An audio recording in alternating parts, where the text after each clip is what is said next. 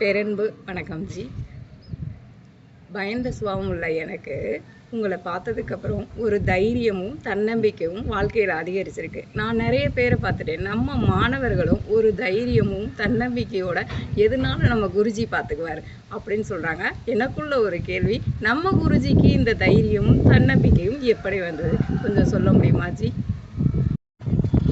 வாழ்க்கையில் எனக்கு எப்படி தைரியம் வந்துச்சு அப்படின்னு தான் உங்களோட கேள்வி. கேட்க நல்லா தான் இருக்குது. என்கிட்ட இருக்குது தைரியம்னு நீங்கள்லாம் சொல்கிறீங்க. அதுக்கு நான் நன்றி சொல்ல வேண்டியது யாருக்கு தெரியுமா? என்னுடைய பெற்றோர்களுக்கே கிடையாது, என்னுடைய ஆசிரியர்களுக்கே கிடையாது, ஏன் என்னுடைய குருநாதர்களுக்கு கூட கிடையாது.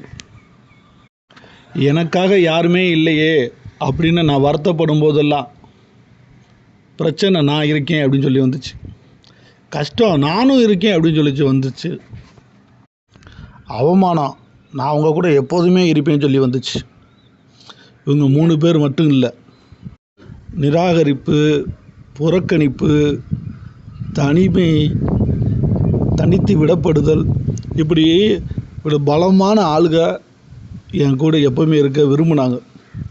தோல்வி, கஷ்டம், அவமானம், புறக்கணிப்பு, தனிமைப்படுத்துதல், இவங்கெல்லாம் சேர்ந்து என்னை ஒரு மாதிரி உருவாக்கி வச்சுருக்காங்க.